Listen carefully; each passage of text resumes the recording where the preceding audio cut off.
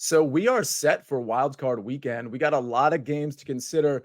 Maestro, I'm going to go to you first. We see which two teams have the buys. No surprise there, the Baltimore Ravens, the San Francisco 49ers.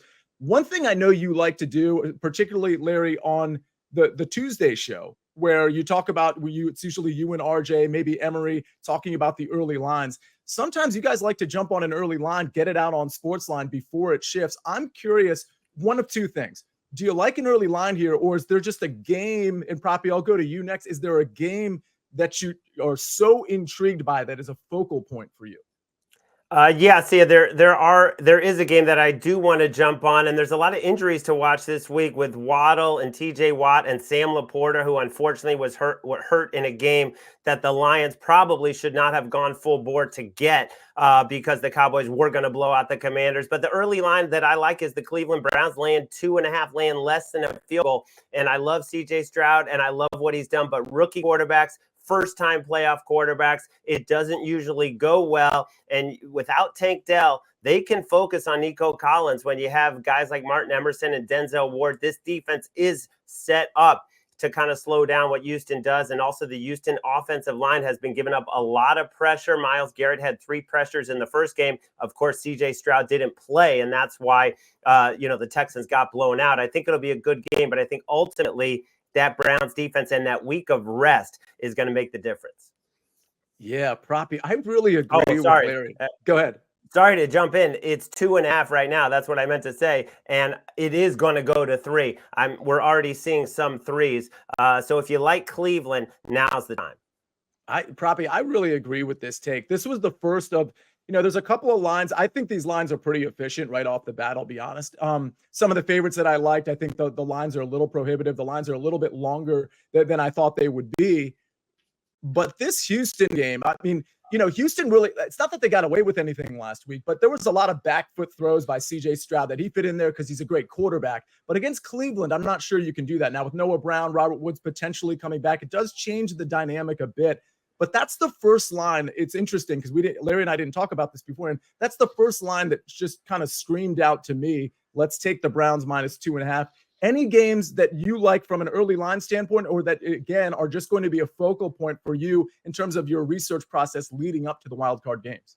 I do like Cleveland as well. I think that's a great look by you and Larry. If I were to pick an early line that I would get behind, it would certainly be Cleveland in this spot for all the reasons that you both mentioned. But what is going on with the Philadelphia Eagles? Things have gone from bad to worse. There are reports surfacing from Philadelphia that the Eagles are actively trying to get Nick Sirianni fired, which is why they basically had a complete no-show against the New York Giants. Also suffered some serious injuries. A.J. Brown might miss this game, in addition to Sidney Brown, the rookie who had a 99-yard interception return for a touchdown. I mentioned this on the morning show yesterday. I felt that this locker room had splintered and the Sirianni had lost the team. I think that is what's happening, and it's gone from bad to worse, and it's accelerating and snowballing to the point where things are really getting out of control here. They're playing against the Bucs, who didn't inspire a lot of confidence yesterday, just kind of barely squeaking by the Panthers. But the game's at home. I don't think the Eagles should be a favorite versus any team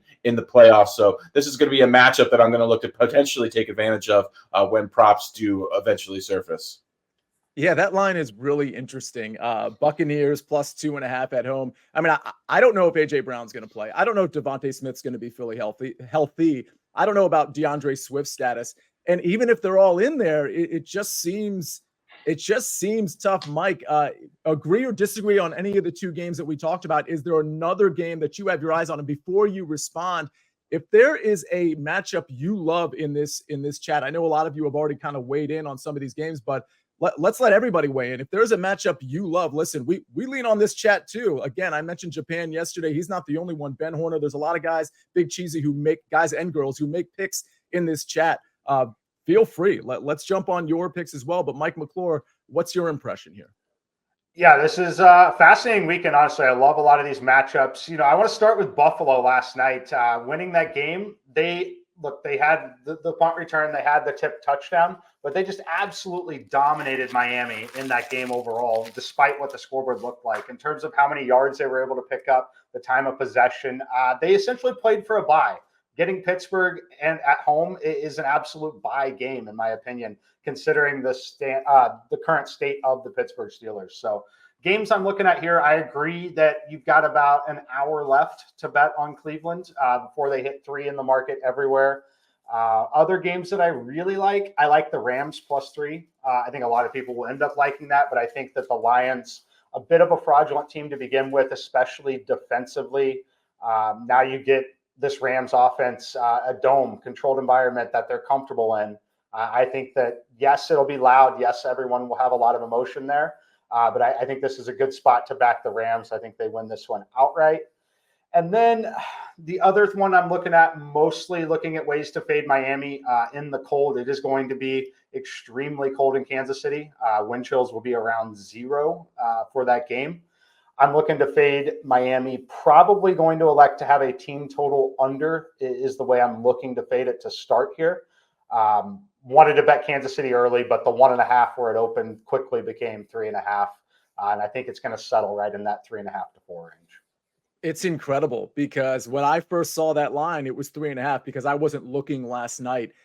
To know that it opened at 1.5 and skyrocketed it up to 3.5. I mean, that's a really, minutes, yeah. really in 6 minutes. That's a really big move through a key number. So clearly, a lot of people, including in the chat, think that the Miami Dolphins are fraudulent. Now you put them on the road in a cold weather environment, and I'll go to you in a second. But Mark Buckholz, he likes the Rams a lot this weekend too, and I do too. And we cannot overestimate the impact of the Sam Laporta injury. I mean, that is big time. And I think that might be kind of ultimately the difference maker in what I think is going to be I thought would already be a close game. Larry, go ahead.